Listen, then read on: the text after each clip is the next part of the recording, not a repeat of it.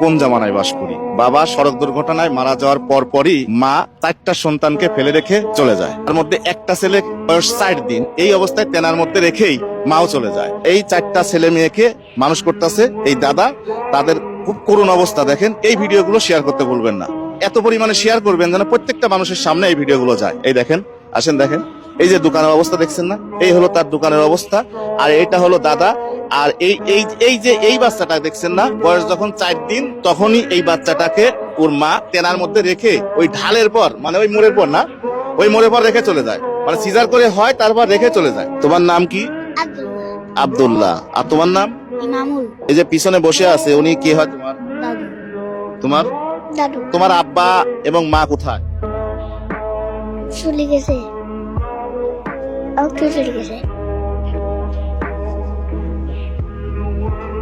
তোমার মা তোমার ছেড়ে চলে গেছে? তোমার মার কথা মনে পড়ে না? না।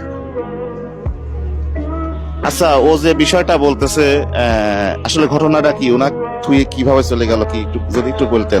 থুয়ে গেছে, মনে করেন ওর বাপ হচ্ছে মারা যায়, তখন বাচ্চা পেটে। এইবার মেডিকেলে হওয়ার পরেই 4 দিনের দিন রিলিজ করছে।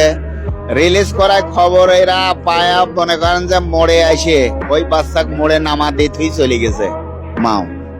4 দিনের দিন 4 দিনের দিন তেনার মধ্যে রেখে চলে গেছে। একবারে হলে 4 দিনের দিন এই বাইকুলার মোড়ের থেকে বাড়িতেও আসেনি, দাদা দাদির কাছে বুঝিয়ে দিয়ে চলে গেছে।